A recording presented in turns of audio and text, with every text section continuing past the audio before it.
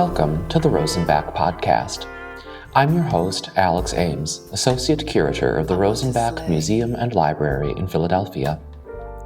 This is Season 2, History Behind the Scenes, in which we explore the Rosenbach's remarkable historical collections, travel behind the scenes into the work of the institution to preserve its treasures, and engage in critical conversations about the place of rare books, libraries, and museums in modern-day American civic life.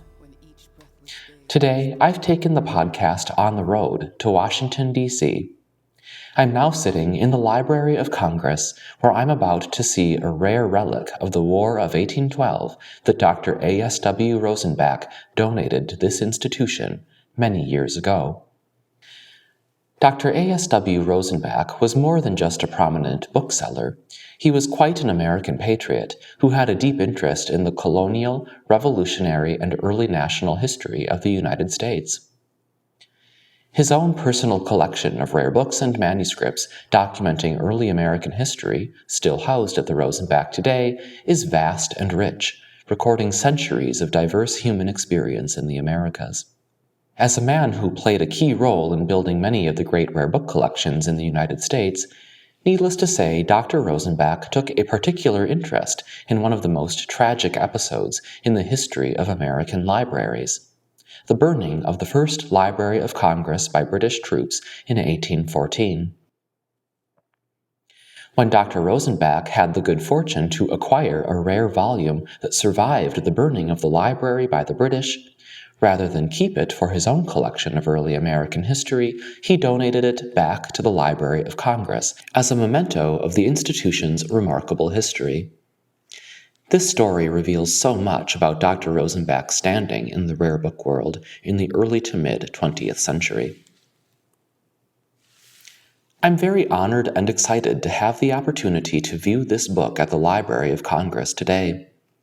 I'm joined for the conversation by Mark Dimunation, who was appointed Chief of the Rare Book and Special Collections Division at the Library of Congress in 1998. Mr. Dimunation is responsible for the development and management of the Library of Congress's Rare Book Collection, the largest collection of rare books in North America. He specializes in 18th and 19th century American and English printing, and he has considerable experience working with antiquarian materials, as well as fine press and contemporary artists' books. Mr. Dimunation is currently completing an extensive project to reconstruct Thomas Jefferson's library at the Library of Congress. Mark, thank you so much for joining me for this conversation today. I'm really excited to be here at the Library of Congress with you. Well, thank you. It's lovely to have you here. Before we discuss the wonderful volume sitting in front of us that I really can't wait to see, can you tell me a little bit more about the Library of Congress in general, the Rare Book Department in particular, and how your work as a rare book professional intersects with the activities of other branches of the federal government? Sure. Interestingly enough, what we're about to look at is a document that is an important pivot for the Library of Congress, because the aftermath of the War of 1812 was the reestablishment of the Library of Congress with the purchase of Thomas Jefferson's book collection. And that moment established a very different kind of collecting strategy than what had previously been established by Presidents Adams and Jefferson, which was a congressional library. When Jefferson's library came in, it was the sum of universal knowledge, the whole of the endeavor of humankind, and it set the pattern for the Library of Congress to become a comprehensive collection in all areas, in all languages. And to this day, except for the specific exceptions of medicine and agriculture, the Library of Congress is the national library that covers all topics, all languages, including the Law Library of Congress. Today, we rank at about 180 million items. It's a long stretch from the 6,487 volumes that they purchased from Thomas Jefferson in 1815. And so the story of how we got from there to here really is a vast and interesting story of collectors, donors, philanthropy, the awakening of the American people's understanding of their own heritage, the introduction of the Copyright Office, the introduction of the Congressional Research Services, all of which are attached to the Library of Congress. So in the process, we've become the largest library in the world. And we were divided into a few sections. There is, I guess in our parlance, the antiquarian sections of the special collections, which Rare Book and Special Collections Division is one. We're large enough that each format has its own division: prints and photographs, manuscripts, theater, music, rare, serials, and then on to other kinds of divisions. In addition, there are modern day collections that are organized around areas. So down the hall from me is the Hispanic and European divisions. Down the other direction is the African Middle Eastern division. There's the Asian division. All of these are gatherings of specialists, multilingual, over 460 languages I think we catalog in here at the Library of Congress. So it's a vast universe of the world of the library that's almost hard to explain how we evolved, but there you are. In terms of our world, what the Rosenbach and the Rare Book Division here would find in common, the stories are likely the same. In fact, it's very hard in our collection to scratch a shelf and not bump into Rosenbach. So we're very much connected in a direct way because of our collectors and himself as a donor. But we represent the history of philanthropy in the United States. There are certain moments of acquisition that occurred that were fundamentally important to the American people. The Voltaire purchase, which brought in the Gutenberg Bible and other things. And then other moments that we've had to struggle for and fight for over time to build the collection to what it is today. And I know before we started recording, you had made the comment that you had recently hosted some members of Congress to look at materials here. I take it, I mean, you are sort of, you in your department and your colleagues in the curatorial and rare book librarian world here are representing this material and the importance of this material to our national leaders on a regular basis. As we train staff to say, we serve Congress and the American people. Ultimately, its establishment was based on the idea, Jefferson quite famously said, there is no subject to which a member of Congress may not have the occasion to refer. That was the justification for acquiring his entire collection, including books on lace making and brewing and dressage patterns and everything else. But we are, in fact, the Library of Congress. We're often described and treated as a national library, but our distinction is that we are the Library of Congress. We serve that function in a very direct way, not the least of which is we're also the channel for information for Congress in terms of decisions and through Congressional Research Service through developing data and metadata and information mapping that can be used by Congress. Of course, we're also a major research institution in the world, and we operate that way. So it's through the good graces of Congress that we function as the nation's library. But yes, we do respond to member requests seriously. So thank you so much for that overview of your work, which I just think is so helpful in establishing perspective for the conversation we are about to have. So let's dive into the story of this artifact of the War of 1812 and this transition moment in the history of the Library of Congress, which is sitting in front of us. Lay the groundwork for me and our listeners. Why did the British destroy the Library of Congress during the War of 1812 when they captured Washington? And how did this particular volume survive that experience? It's interesting because when I was going to look at the casing for this book, which was developed when the Rosenbach gift came in, the subtitle on the box reads "Rescued by Admiral Cockburn from the burning Capitol," which is a very interesting take on what happened here. So probably we can set this story straight. This is the only other time in American history that a foreign power has actually managed to set foot into the Capitol, the first obviously being the Revolution. During the War of 1812, in 1813, American forces, combined with others, stormed Toronto, which was York at the time, and burned the Parliament building, burned all sorts of public buildings, walked away with the mace of government, which is really a significant snatch on the part of the Americans. This enraged England in particular, and Admiral Cockburn and Ross, another general who had been freed from the sort of continental issues of the War of 1812, were suddenly finding themselves on the shores of America, especially around Baltimore. Their mission was to return the favor, so to speak. They did that with an extraordinary amount of overkill. There were 4,000 soldiers marching to Washington City, which was hardly, I think, even a population of that size. There was enough forewarning that most of the residents, certainly the male residents, had fled the city before this arrived. There was a major battle in Bladensburg, which is outside of Washington, that day, the day before and that day, which really established the preeminence of the English forces. There is a soldier, Gleig, I think is his name, G-L-E-I-G, who reports the experience of marching towards Washington, where the city was ablaze already as they were marching. 50 miles away, you could see the conflagration, that you could see the faces of your colleagues as they were marching at night. And when he arrived to Washington, he described it as heaps of smoking ruins. Well, these ruins were, in fact, caused by a small advance guard whose responsibility was to torch as many public buildings in Washington as possible. This was under the direction of Coburn, including the United States Capitol, the White House, the Treasury, the Arsenal, a few other buildings. There are stories of women who stayed in town and held hands to surround buildings to protect children. There's even a story of a very wealthy woman who conspired to have women circle her house to protect her house. But in essence, the city was abandoned and under siege. What takes us to this book is that Coburn was doing a couple of things. He was destroying the Capitol. And in order to do that, he in fact had to build pyramids of chairs and other wooden objects in both the south and north wings in order to create enough of a fire that would bring down a stone building.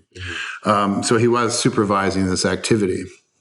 But he was also in the hunt for a comparable trophy to the mace. At the time, in the north wing of the Capitol, there were several offices that were used for various departments. This is a nascent government. They're not quite that organized yet. But one of those rooms was used by the president and another was used by the Supreme Court, actually, and was labeled the president's office. So Coburn naturally went in hunting for something to take home. And while he was not very successful with finding something symbolic, he did come across the volume that I have in front of me, which is a leather-spined marbled paper book, a tall folio with a leather label that reads "President of the U States" across the top. Wow. It looks very presidential when you see it, and it was picked up by Coburn, and out he walked.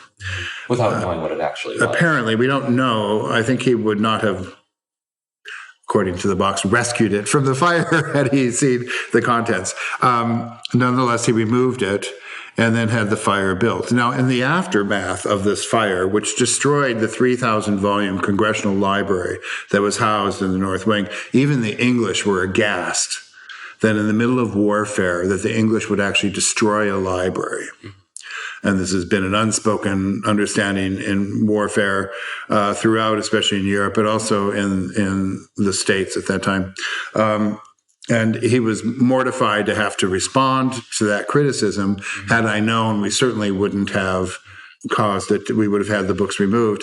There is another side of that story, which is there is some speculation that the books were in fact used to help create the fire. So it's not entirely clear in terms of documentation what indeed happened, but there was moral outrage that an entire 3,000-volume 18th, early 19th century library had been destroyed by the British simply to burn down a Capitol building. That distinction between mace, which is a symbolic statement of governmental power, the library, which is a statement of knowledge, and in the 18th century, early 19th century, universal human reason. Yes. That's a distinction that we can even understand today. Yeah, and it just was unnecessary, I think, would have been the, burn the Capitol, fine, but you're destroying.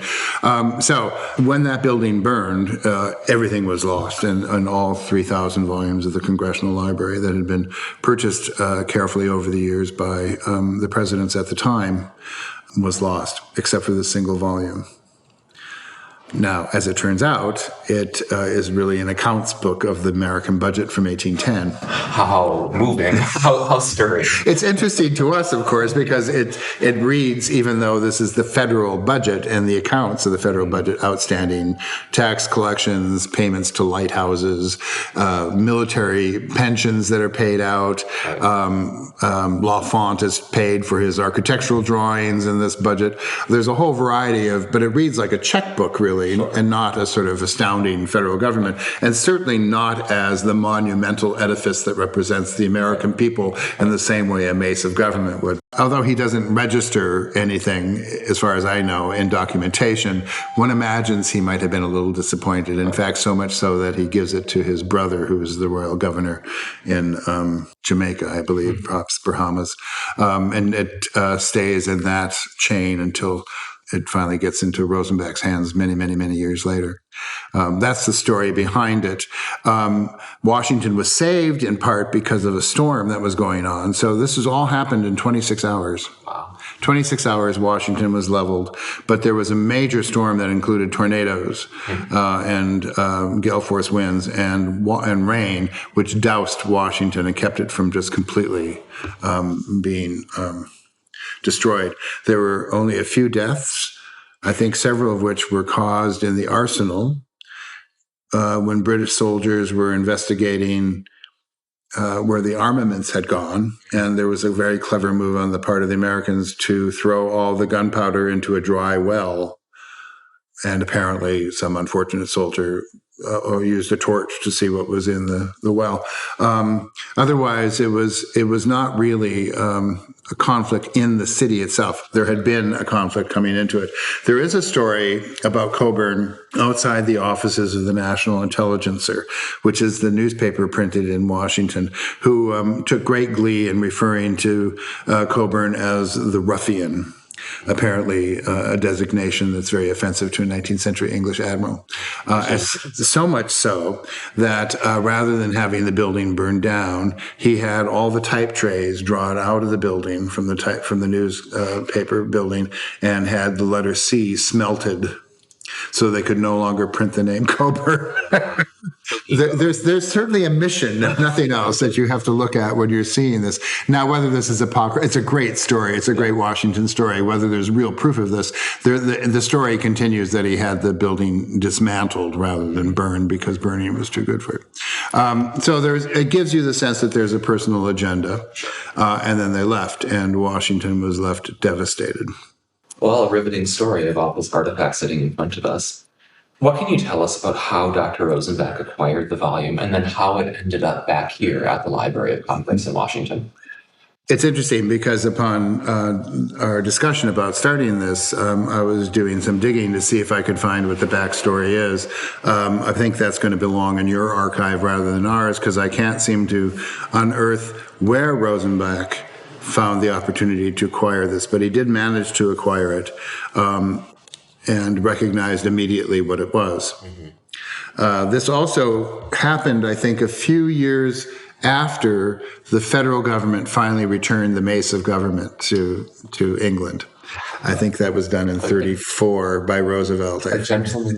So there was a gesture that, oh, by the way, we found this in our backlog and we thought you might like it returned. I guess in the 1930s, the U.S. government maybe I think there saw reason to. There was enough confidence in our posture that we could do this, yes. So whatever it was, he found it, and there is, in fact, a clue to this in case there was any question as to what it is, which is an inscription, which I'm going to read here just to, this is inscribed by Cockburn, which says, taken in President's Room in the Capitol at the destruction of that building by the British on the capture of Washington, 24th August, 1814. Then later on, but still by him, he says, by Admiral Cockburn and by him presented to his eldest brother, St. James Cockburn of Langton, Bart, Governor of Bermuda. Then below that, in Rosenbach's handwriting, it says, and now this 6th day of January, 1940, after 126 years, restored to the Library of Congress by A.S.W. Rosenbach. So that's the entire history of this book on the front cover. And I think, knowing the background of all of that, you can almost fill in the gaps of this piece begrudgingly going to a brother and what are we doing this, and it just doesn't seem to have that moment, but it can't really be lost or destroyed, and I don't, so where it went is an interesting question. Now maybe that's just my failing as a researcher, but I think it probably lies in the Rosenbach files. No, I think you're quite right. So this is, as you say, a question for us to explore in the company archives, the Rosenbach, which are actually our largest single collecting area, the Rosenbach company archives and personal correspondence, to try to discern, from where Dr. Rosenbach. This is interesting because this is, he does do this at other moments along with Rosenbach with the Library of Congress. He is also, because of his connection largely with Lessing J. Rosenwald, who is an important collector that donated his collection to the Library of Congress, and I know you'll be having conversations about that later, but that's very clearly a Rosenbach collection, shaped, guided, enforced, built by Rosenbach, but they were also bibliographic friends and partners, and they co-created a massive collection. But it also created a friendship around a larger issue of bibliophilic interest, so that later in the 40s, Rosenwald is in direct communication with the Librarian of Congress when the manuscript for the Alice in Wonderland comes up in this country, which had left England under wartime concerns and being outbid by an American. And the Librarian of Congress buys it without any real collection development support behind it, knowing that his interest would be to accumulate donations to pay for it so it can be given back to England. Rosenwald becomes involved with that, and we have Rosenbach letters to the librarian saying, how much more help do you need? I can certainly help you out with these kinds of contacts. If you need them, just let me know. So there's always this moment where he's keeping an eye on the nature of the American collection, but also the larger issues of, what would you call that, almost like bibliographic justice? Yes, well, and the term that popped to my mind was a sort of rare book diplomacy. I mean, Dr. Rosenbach, especially, I think we can see this in the quote that you read, the inscription inside this volume. He really was a charmer. Yeah. And you can just get a sense of his ebullience at being able to make this gift. But there's this tradition in his world of using objects like this in a civic way, which is really interesting to me. I mean, in a way, it feels very old world at this point, but it's so charming and meaningful. Yeah, I think it's a recognition, as we're of a generation of librarians that talk a lot about materiality and the book as an object and how it moves through time and culture. And I think there's a recognition by Rosenbach at the time that this isn't just an account book. This is a singular piece that in its own journey tells an amazing story from the burning of Washington back to the largest library in America. And his annotation, which isn't necessary, certainly elevates it as an object and really seals the deal, if you will, so that he does acknowledge this as a moment-making annotation. And so he recognizes it, and his effort on that part does, in fact, spark reaction from not only the Librarian of Congress, but FDR gets involved, and there's press releases that come out from the Library of Congress, and there's notes going out to from the librarian, but also Rosenbach about you should contact so-and-so at Saturday Evening Post. And so the story is being developed and spread in a very specific way. So there is a recognition that a great deal of historical electricity can be stored in a single object, and it really does tell a meaningful story. Well, and I love that point that you make, that Dr. Rosenbach, firstly, knew that he was of the stature and felt comfortable to inscribe this volume, which in itself is an audacious thing to do. He also knew, secondly, that doing so for generations down the road, when he was no longer alive, when no one would be alive who remembered this donation, doing that does enhance the material provenance, artifactual quality of this object for exhibition purposes, for interpretive purposes. So, I mean, he's sort of actively making an object that he would have loved in another version of life to sell to someone. Yes, it yeah. enhances the provenance. Yes, there is a book dealer's eye to this, but it's also this sort of sense of, there are other moments in our collections, I'm sure Rosenbach has the same thing, where there's a moment, kismet almost, where books that go off come back together again in a very dramatic way. But you and I both know that only works when we tell that story. Right. And I think what he's doing here is creating that moment for us. So I remember the first time I confronted this because I was dealing with Jefferson's library and I was looking at we were doing an exhibition of the burning of Washington and the arrival of Jefferson, and this was my first confrontation with this piece. And it's, I remember thinking, well, it's interesting that it was stolen by Cockburn for the various reasons, but the fact that it came back is the story that makes it a great American story and for the Library of Congress. So yes, he did know what he was doing, with well-intentioned, but he was also a very savvy dealer, and I think both of those are expressed that way. One of my favorite objects in the Rosenbach's collection, which was actually the focus of the podcast episode last season, is a book that Dr. Rosenbach received as a gift from the Royal Library at Windsor Castle. And he inscribed in this wonderful volume presented to me by the king at Windsor Castle. Exactly. Now, the funny thing is, I talk about this in the episode last season, is the archival evidence does not support that the king himself presented it to Dr. Rosenbach. I forget exactly what the wording is, but Dr. Rosenbach's wording suggests that the king himself handed the book and say, here, take this, when in fact it was the royal librarian who made the decision to give a piece of royal property to Dr. Rosenbach. So it was in fact a gift from the king. Right. But it was, he subtly enhanced the value. Yes, I understand this. I'm sure you do too. So it made perfect sense to me. I admire it too. And it's a wonderful story for us to be able to tell.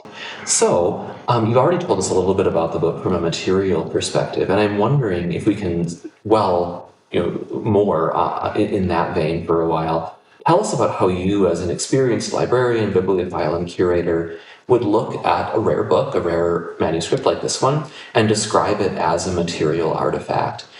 How would you describe to our listeners who cannot look at the volume as they're enjoying this conversation, how would you describe this from a material bibliographical perspective, what the physical thing is? Sure. It's a relatively narrow book, probably about 60 or 70 pages, so it's not very thick. It has a half leather spine that's actually fairly narrow around the binding itself. The rest of it is marbleized paper. It looks like a ledger book. Now, it's been rather gloriously described by others in the literature when it was being presented, in a beautifully designed leather case that today we realize is just an ordinary book cylinder case with a leather spine. But nonetheless, it has a certain kind of 18th century appeal to it. But there's nothing distinctive about it, other than the fact that there is a spine label, which reads something about acts of the U.S. government. I'll have to check and see what that says. Mm-hmm. So this is a moment where they're going to cut in and correct whatever the problem is. I wonder if we have that. It says something about the act of Congress. It may be the actual quote. So it just has an ordinary wine-colored leather label on this otherwise routine kind of leather spine, brown leather spine, with a bluish-gray marbleized paper. What makes it interesting and also quirky, because it doesn't match our own parlance today, is that there is a green leather label onset on the front cover with some gold tooling around it. And then in gold letters, it reads, President of the U States, which gives it a kind of official bearing. The book itself doesn't, but now it takes on this kind of tone of this is a presidential book of some kind. So I would pick this up too if I were plundering somebody's office. But once you open it, you realize we're really looking at just a very straightforward 19th century publication, printed in Washington in 1812. When you do open it up, on the flyleaf is the manuscript hand of Cockburn talking about the book having been removed, as I read aloud, and then below that, Rosenbach's very distinguished hand talking about the fact that on this day it's now been returned after 126 years of being away. Once you go past the blank flyleaf and then another, you find the riveting title page, an account of the receipts and expenditures of the United States for the year 1810, stated in pursuance to the Standing Order of the House of Representatives of the United States, passed on the 13th day of December, 1791, printed by A&G Way printers, who were printers in Washington, jobbers really for the government, in 1812. Very ordinary account title page. not even really dressed up with any place to go. It's really just a very straightforward. What does make it interesting to contemporary or modern viewers is that at the front is a large number of tipped-in, folding charts that extend, in some cases, several feet. Wow. And they're the sort of reports that are added to the budget report. So this is a statement showing the amount of duties and imports and tonnage, et cetera, paid for the drawback of foreign merchants, and then goes down state by state with the district, who collected it, how much, and all this information about the income that's coming to the American government. So it really is a report on the budget, both incoming and outgoing. And there are a good number of these, and it shows you, if nothing else, the initial inner workings of the federal government at a very fundamental level, but still organized in a very interesting way. So each state has reports from districts. Each district has a collector. Each collector is responsible for announcing the balances, whether it's been turned in, whether it's a duty or light money or many other things that go into this data keeping. And this is how the reports of the operation of the federal government were done at the beginning of the 19th century. It ultimately goes into other kinds of supplementary incomes. There are a number of these reports that are added or tipped in to the piece that are extraneous to the original printing of the book until you get to the summary statement of monies received by the Treasury in the year 1810. Wow. This is where you do get a sense of the federal government as a well-maintained checkbook. It's broken into sections: duties on merchandise, duties on stills, direct taxes, payments from the government outward, legislative department, the civil list, following payments to members of Congress, executive departments, payments to James Madison, for example. Other kinds of payments that go out to individuals. So all the federal workers are being paid from this budget, and they're all listed individually.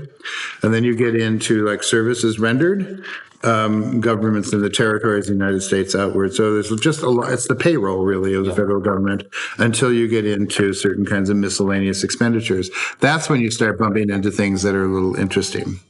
There's Hazard, who's a very important name in our library because of a book collection. But for example, on page 51 in the middle of it is page 50 in the middle of it is a payment to Daniel Boone. Wow. For services rendered as military service or services on the part of the American government.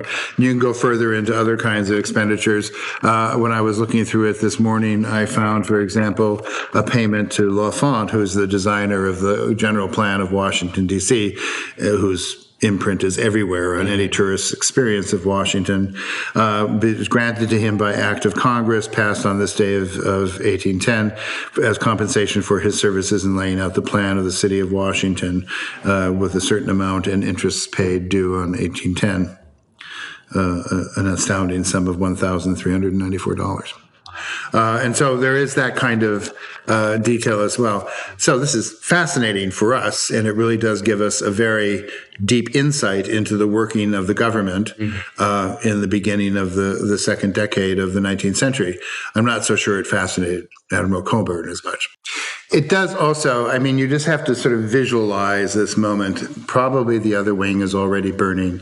Coburn is walking in with this small group of individuals who are the arsonists, for lack of a better word, and he's perusing the presidential office before it goes up in flames, and he's looking for something, and there it is. And it's just this moment that, you know, to us has a sort of certain kind of irony to it, but at the time, I'm sure was the signifier of the event before it was the whole side of the building was destroyed. He's sort of the anti-curator, the exact opposite of what bird book librarians and curators do. kind of a grab and go sort of thing. Yeah. What are we going to destroy? Yeah. It's just a really amazing thing to think about.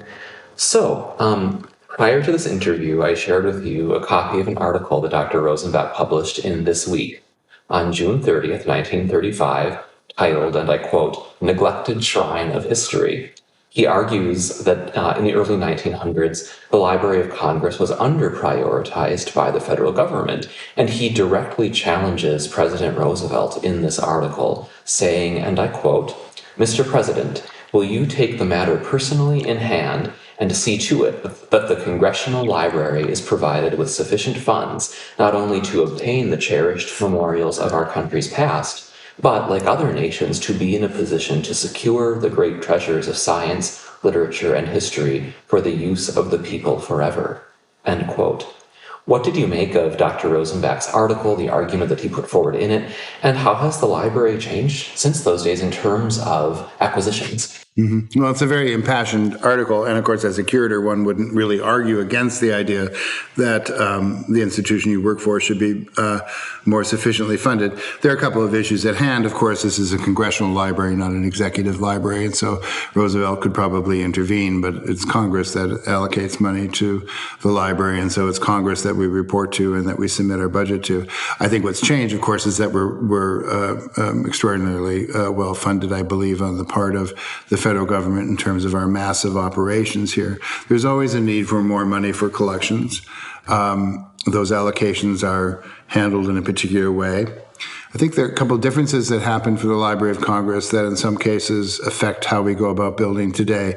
We're not a university, and we don't have a constituency or an alum that will naturally turn to us when donations are being made. So the library has to work in a particular way in order to draw collections, especially for gift, to the nation's library, often in the spirit of this is for the good of the American people. And that does have a bit of a gravitas, and it does work. But we are also finding ourselves quite commonly in the middle of a conversation that ultimately turns to, I've decided to give it to my alma mater. And so we do have those moments where as a library of this size and stature, it can be disappointing. There are a couple of assumptions there in the article. I understand his point, and it's well taken, but we're more than an Americana collection. We really, our collections are massive and universal, and we take seriously the collecting goal of representing the experience of the American people in print and image and music and other formats. But there are also other collections here, the entire international collection of the Library of Congress. So it's a huge undertaking that might have been slightly simplified in his description. Now, many of the items that he uses as an example, the fact that we lacked a Bay Psalm book, others are all taken care of now. We do have a Bay Psalm book.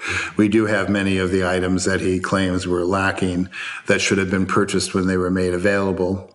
I have to confess it was a little ironic to read because, of course, he is a representative of the market, which is the very institution that makes these objects so expensive for a library to acquire. So while, yes, it would be important for the library to be able to obtain these things, what he's really saying is we need to have enough money that you can meet the market value that we have set for these objects. Yep. He even objects to why should a private individual own something, and my response was, well, because you priced it at such a level that only a private individual could afford. So there is that sort of dynamic, which happens to this day. I'm sure it happens at the Rosenbach as well when you're going after an item that may have direct connection to your institution, but nonetheless, it's a real market. We do participate in those campaigns when we can. They are weighed a bit. And especially nowadays where there's other access to material, building a completist collection of American imprints, which he suggests we should be doing in that article, is probably not, I think, the course that we would take today. And yes, in my time here, there have been moments where there are objects that we would have loved to have had that we just didn't have the funds or the ability to raise the funds for them. There are other objects, on the other hand, that were extraordinarily priced, heavily priced, that in terms of research value or significant addition to the nature of our collections was minimal. A Stamp Act. Sure. And short of saying this is the Stamp Act, what is it?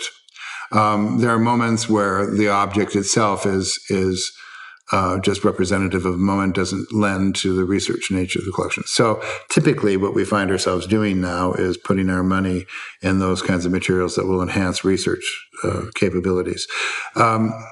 But I can't imagine a library in this country that wouldn't say that they were underfunded and would certainly welcome more money. It was an interesting take, and it was certainly in a period of time. I don't know the history of funding of the Library of Congress or the congressional response to it. The Select Committee on the Library of Congress is the oldest standing committee in Congress. And they're very deliberate in their approach to the library, and I think entertain our needs and requests pretty directly, and the Librarian of Congress is the one that puts those requests forward. But it is an interesting moment, and it is a product of its time. That's almost 100 years ago already for us, certainly 90 years ago, and much has changed in the Library of Congress in terms of funding, in terms of federal support for digitization, for conservation, building, remote storage. All of these things come from Congress. So there's vast support for the Library of Congress. That wouldn't be reflected back in, I think, in the 30s. Also, there is this is a little book dealer trick, which is he double charges a collection. He goes on to say, well, there was a moment when we spent $1.2 million on a gathering of 15th century books. And then later he says, we also spent $400,000 on the Gutenberg, but that Gutenberg was actually part of the earlier gift purchase. It's the Voltaire purchase. It wasn't a separate purchase. So I can see what he was doing, but the Voltaire purchase is a good example of how the library went about to solve some of the problems he's pointing out. The Voltaire purchase doubled the number of incunables in the Library of Congress. It was an acquisition of more than 3,000 15th century books, which is almost hard to imagine at this point, which happened to include the Gutenberg Bible. Others came to us. There was a publication that came out around this period of time, actually, titled 100 Books Most Desired by the Library of Congress. We own many of those now, but book number 1 was the Besson book, which, as I understand it, that publication prompted Van Sinderen's niece to say, I think Uncle has this in his, and it came as a gift to the American people. Wow. So we didn't need to go to market to buy it. Yes, we were given the book instead. And there was always that level of patience that we can have that he's not expressing, which is, well, we could go to market for that, or we can wait and see what happens 20 years from now when, in the meantime, we have vast research collections. I have 1 million books in the rare book division. When you pull something out that's so iconic, like the Besson book, for example, yes, it's important that we have a copy as the nation's library. It's the first book printed in what's now, the United States. It does have some research value, but it's really representative of a moment that one could almost describe without necessarily having the object in front of them. So that's the dilemma of building collections like this. When do you go for the material representation of that piece that has that kind of electricity that you simply need to put it down and say, this is what it is. This was printed in 1640 in Salem, in the Massachusetts Bay in what is now the United States. Or when you just talk about early colonial printing, and here we have 17 other printings that happened the 2 weeks later, kind of thing. So it's interesting, and it's that distinction that we were discussing earlier: a collector's collection as compared to a research collection. In the case of this library, a collection held in trust for the American people. I mean, there are different philosophies that come to bear on these decisions. And as you say, when you think about the different philosophy of librarianship and collecting in the 1930s compared to today, with digital technology, with changing needs around using this material, the fact that we can collaborate as institutions, right? I mean, we think about this all the time in Philadelphia. Should the Rosenbach spend a lot of money acquiring an object if a copy of that book is available at the library company in Philadelphia? Probably not. It's not necessary. Especially in the city of Philadelphia with Pascal and that whole kind of coordination of all the Philadelphia libraries that emerged in the 80s or 90s and probably is still quite strong. We're more of a city on a hill in a way, but we are aware of not duplicating our literary neighbors across the street, or in certain cases, history of science materials that would be found down the street with the Smithsonian. We are aware of that. It is a conversation, a curatorial conversation that's quite modern. So And we're not the only division. There's a manuscript division, a prints and photographs division, a map division, each of which comes forward and said, well, we'd like to acquire the Waldseemüller map, which we now own, which the article claims we should get. We now own that. But there's also, this is the first photograph ever taken in Paris, or this is an important manuscript that normally we don't buy, but is so significant to the understanding of the Declaration of Independence. There has to be a conversation which is, what is the implication of not obtaining this? What do we have to do in order to obtain it? Is there a loss if we don't have it? All of these have to get discussed in order to make a decision as to whether one moves forward or not. It's an interesting moment. It's different than a collector. And you've said it, I've said it, and I just said it in a talk last week. Building a collection is not the same as collecting a collection. So you had a long and illustrious career in the world of rare book librarianship, as I'm sure our listeners are gathering from the stories that you shared with us. How would you describe the importance of institutions like the Rosenbach, the Library of Congress, and so many other libraries and archives, and for that matter, museums across our nation, to national civic life? What role do institutions like this play in our society, and what specific challenges do you think they face in this moment of American history? I think first and foremost, collections of our type are storytellers. And we are collecting not just that information, but we're obtaining and retaining the material object that houses that story. It's dramatically demonstrated every time we do a presentation to individuals that the response is to seeing an object that contains that story, that represents that story, and that they signify an experience that gives the public an avenue to relate directly to what's being discussed. It's one thing to talk about a woman who's escaping slavery and working on the Underground Railroad. It's another thing to open up a book where she's written down the names of cities she's gone through and said, this is the record of the cities that Elsbeth could see at night as she was escaping from Georgia to Pennsylvania. And by the way, she would have been killed if she had been found with this book. Suddenly, the story has a concrete nature to it, and it can be mundane, it can be ordinary stories, or they can be rather grandiose. Thomas Jefferson getting a book from Lavoisier, but the fact is that the object is there. The other is that I think our generation of librarianship and curators and museum development have moved away from the drum and trumpet story of history and have moved more towards the experience of individuals, ordinary people, populations that previously weren't documented, women, LGBTQ, a level of diversity in terms of race and understanding, so that we are much more embracing a much larger population. And we can bring those objects forward, we make all those stories come alive, and we begin to weave a sense of connectivity between all these groups that conversation and textbooks will never be able to do. And I think that's just as true with artifacts. If you go to the really splendid African American History Museum here on Capitol Hill, it's profound, the sense that you have in looking at a singular object. But you can also create the same with books and posters and manuscripts and photographs in a research library. And I think it's fundamentally important that we value the experience that goes into the object. We don't need to be arch about the value of the book or the value of the print that's in front of us. The value rests in what it can tell us about an individual's life and how we relate to it, not that it's rare and only 3 volumes known. And there's some importance to that in terms of how we behave curatorially, but it has really no bearing on the moment. For example, our copy of the Basson book, which we very patiently waited for and didn't have to buy, is one of only 2 copies in its original binding.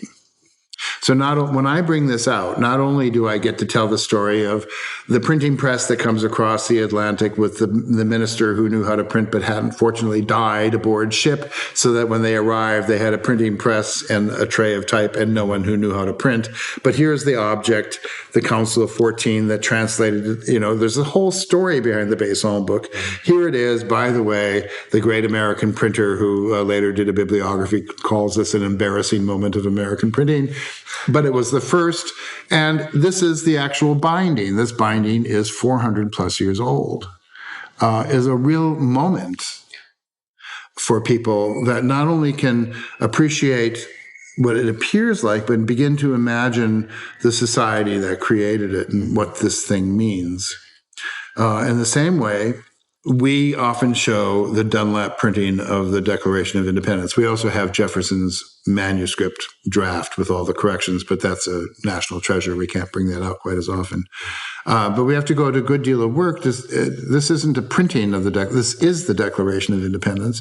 What you think over in the National Archives was done many months later when they all came back and signed something. And by the way, if it were really the Declaration of Independence, what is it doing here? It should be there, right? And so in that process of walking them through that, and then you put it in front of them, you say, a copy of this was sent to this is how we informed England that we thought we had the right to break a social contract and declare independency. And it really, it's physical, and it carries an electricity and a weight that no amount of reading can really compensate for. So I think that's the basic responsibility. We are a research library, and we are, among other things, and it is important that we create an approach to our materials that's objective and transparent and available so that people can arrive at their own conclusions about moments in history that may not actually deal with the material object, but certainly deal with matters of fact and experience. And so there's that nature of our work as well.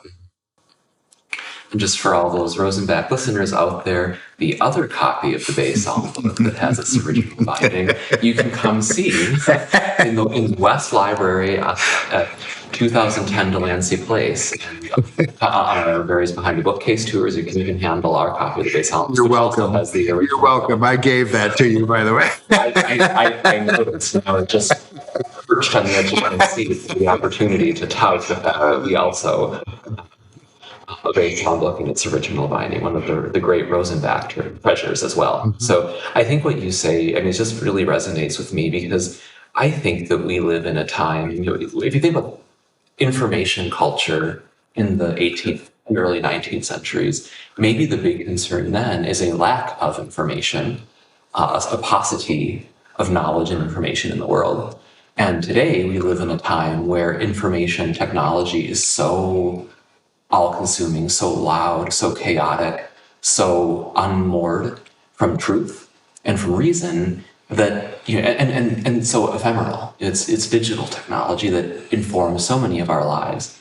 I think that the role of especially rare book and special collections libraries in keeping people rooted in sort of the material past and being able to say, this is the physical Declaration of Independence. This is a book that was in the president's room at the time of the burning of the Library of Congress during the War of 1812.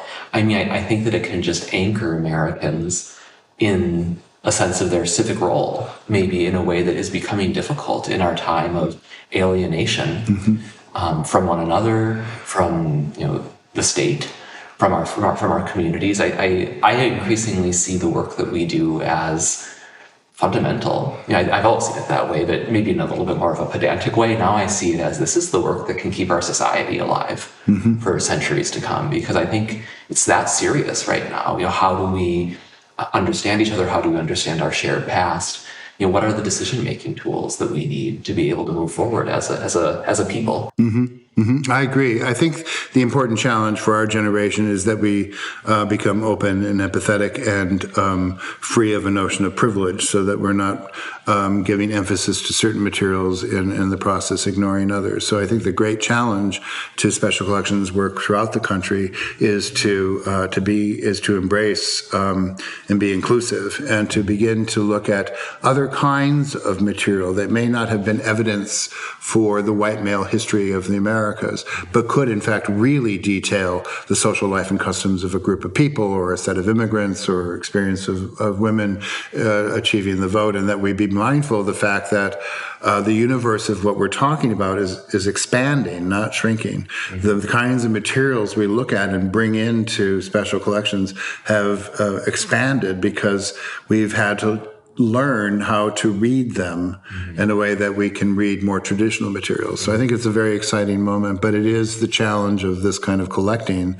that we don't stay lockstep to and I don't think Rosenbach is saying this, but we don't stay lockstep to that kind of old-fashioned sense of completist collecting of the story of America, when in fact there's much more behind it. So true. And one of my favorite things to do with the Rosenbach, and I'm sure the opportunities are endless at the Library of Congress as well, is not just focusing on what new materials we need to bring into the collection to find these stories, but understanding what stories have simply been perhaps overlooked when, under a different set of priorities, and noting that in even a collection like the Rosenbach's, which could be called, as it's a collector's collection, sort of high points, provenance, interesting stories, a bibliophile's collection, but our founders were very sophisticated, both Philip Rosenbach and Dr. Rosenbach, and if you look hard enough, you can find the stories of many different kinds of people, and then it's just a matter of teasing them out and presenting them alongside the story of Mr. Jefferson and his letter and the Bayes-Holland book, all these other stories that maybe are a little bit more familiar. Yeah, it's we both have institutions that have a personality and a character that's been built in part by collectors. In your case, much more even so than ours. But I often think of moments when you're working with the Rosenwald collection where you pull a book and think, this is practically genius that he inserted this in what otherwise would never have been considered an important book in this period of time. But then there are other moments where you think, we don't have Matisse's jazz in the Rosenwald collection because he didn't like Matisse. So, there's those moments as well. So the Library of Congress actually had to go out and find a copy of jazz, because how could you represent illustration of the 20th century without jazz? So they all carry their own character as well. Sure. Yeah. Something that I heard you discuss at the symposium at the University of Delaware in honor of Max Lasner and his collection some years ago, you told the story of Thomas Jefferson's Quran and how that volume has become, has taken on added significance as we have Muslim members of Congress who have taken the oath of office on that book. And the reason I'm asking you about this is, much to my delight, I discovered some time ago that the Rosenbach actually owns a copy of the George Sales translation of the Quran as well. It's currently undergoing conservation at CCAHA in Philadelphia. And I'm going to be interviewing the conservator working on our copy of the Quran as part of this podcast. And interestingly, our copy of the Sales translation was owned by members of the Gratz family, which reflects the religious culture in the Mid-Atlantic region. I would love any reflections you could share. Maybe just describe what this book is and how it has been employed by members of Congress who practice the Muslim faith. Right. Well, it's interesting because Thomas Jefferson collected representations of all faiths, the literature, the sacred literature of all faiths, and he kept it under a very minimalist description of religious philosophy. Didn't really acknowledge the sacredness of the text. It was just, it sat on the shelf almost in chronological order with other publications from other faiths. So it really is just the march of religious printing. That's an important fact because it, in essence, removes or subtracts the sort of social impact of a certain religion at the moment. It's really just a text that represents the statement of a faith. And that's how we saw it. And certainly the Sales translation at the time was interesting because it was seen as a correction to the very bad, almost satanic kind of French translations that were coming out. And this was a much truer translation from the Arabic to English. So it was, and which is why you see some of the Sales, especially second edition, 1764, floating around in America because it was the understood translation of the Quran. The story, of course, is that Representative Ellison from Minnesota announced that in his swearing-in ceremony, he wanted to use a Quran, and this, and given the time, which was about a decade ago now, this was inflammatory to a certain population who really wanted to seize on this moment and demonized the text, although he was a practicing Muslim himself, but they were more than happy to point out the problems they had with that. One interesting moment was that one of the most vocal people to object happened to represent the county in which Monticello was located. So when it became clear that the volume that Representative Ellison was using was Thomas Jefferson's copy, that voice fell rather silent rather quickly, which I think probably underlines the nature of the argument to begin with. There are many stories that surround that I would love to regale you with them, but the fact is that most people don't understand is that the official swearing in happens in the House chamber. You raise your hand and you're sworn in. Putting your hand on books and raising your hand with with Nancy Pelosi is a photo op. It has nothing to do with your actual swearing in. So all of this objection to bringing in the infidel into the hall of America was just a smokescreen, I would say. Also, as I was quoted in the press, I did point out that this book actually lived in the Capitol between 18. After Jefferson's collection was ensconced, well until when it was moved in the late 19th century to the Library of Congress. It lived in the Capitol building. And so we were bringing it to the Capitol. We were returning it to the Capitol. There were other moments that professionally are quite tremendous, and I would hope that every librarian in existence gets to hear the phrase, "Ladies and gentlemen, the Library of Congress has arrived. Please make way." So there are these moments of walking down an aisle carrying the Quran to go hand to the representative were just really mind-boggling. My favorite moment, however, was, and then I'll stop telling stories because this can go on forever, but we were walking the book to the ceremony. And we went through the tunnels of the Library of Congress, which are connected to the congressional buildings, and then we took the subway into the Capitol. Now, it just so happened, I was carrying it in a box. It just so happened there were people walking with me who fell into a pattern of kind of walking around me like they were some kind of security square. I wasn't under security, but it looked that way. And some AP reporter talked about how the phalanx of librarians were carried. And so we made our way all the way to coming off the subway, and we were about to enter the underground area of the Capitol where you go through security. Mm-hmm. And, you have to run everything through the security meter. And so I put the box down and it came through. And as it came out, a police officer said, "Is that the Quran?" And I said, to my surprise, "Yes, it is." He said, "Well, can I see it?" And I said, "Absolutely." And there was that moment where I thought, mission accomplished. Yeah. At a level that you wouldn't have expected. So that book was the moment in which Dr. Billington handed the book to Representative Ellison, and Nancy Pelosi raised her hand, and there was a bleacher for all the photographers from around the world who were here just to photograph that moment of the Quran. There was an explosive of photographs going on. It was just this kind of moment that by the time I got the book and carried it back, that book has never really stopped emitting that kind of energy because it was so much a focal point of social and cultural politics, Jefferson and his beliefs, the simple request of adherent of a particular faith to be sworn in on a book that had some meaning to him, and returning the book back to its original home and its original intention. All of that rests in the book. It's a great story. There are many stories attached to that moment, but that's only a few. Well, I'm really glad that we talked about it because also it's a provenance story, right? This is all about provenance. Once there was maybe a bit of public debate about the book, the provenance of the volume, its material history really played into that conversation. Doubtless for Representative Ellison, now Attorney General Ellison in Minnesota. Yes. Doubtless for him, it was that connection to Jefferson that made the volume, that particular copy, so significant. And now, as you say, it's utility to the Library of Congress as an interpretive piece is even more substantial than it was before.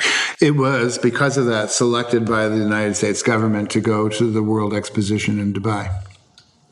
That's the piece that we sent. Incredible.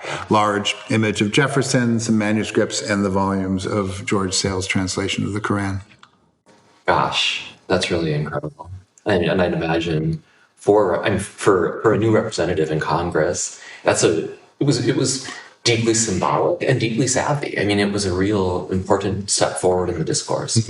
Really fascinating. Well, thank you so much, Mark, for sharing this particular artifact today, the volume that Dr. Rosenbach donated to the Library of Congress, the Relic of the War of 1812, for sharing all of these stories with me. It's really inspirational. I feel so excited. I'm always excited about our field, about our profession, and about the Rosenbach's collection, but especially now, I really am excited about the work that we do and the role that institutions like the Library of Congress and the Rosenbach play in civic life. I also feel a special connection to Dr. Rosenbach, knowing that he made this gift to the Library of Congress so many years ago. Yeah. Well, thank you. I've really enjoyed this quite a bit.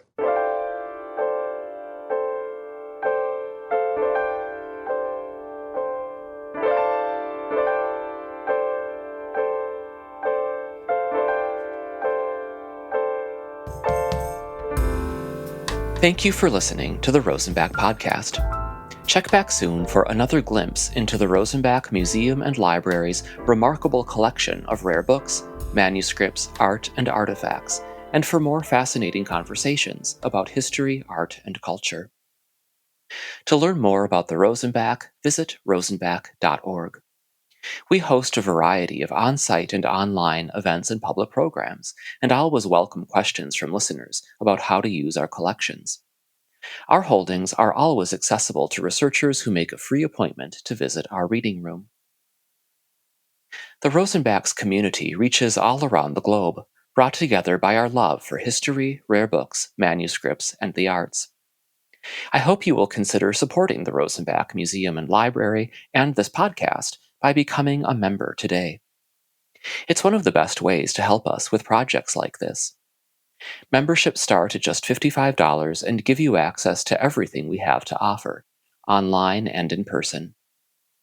If you cannot make a financial contribution, please give our podcast a good rating on Apple Podcast or wherever you listen to help us build our audience. The theme music for Season 2 of the podcast is a setting of the poem Longings, written by poet, artist, and educator Nellie Rathbone Bright in 1927. Bright co-founded the Black Opals, a collective and literary journal showcasing young Black writers in Philadelphia in the late 1920s. The musical version featured here was performed by Yolanda Wisher, Paul Geis, V. Shane Frederick, Mark Anthony Palacio, and Sir Lance Gamble. I want to flee to a cool city. The Rosenbach podcast is supported by a grant from the Evelyn Toll Family Foundation. Thanks again, and I look forward to continuing our conversation about history on the next episode of the Rosenbach Podcast. In the heart of me, drums in my ears, and my lips are wet with the tang of the sea.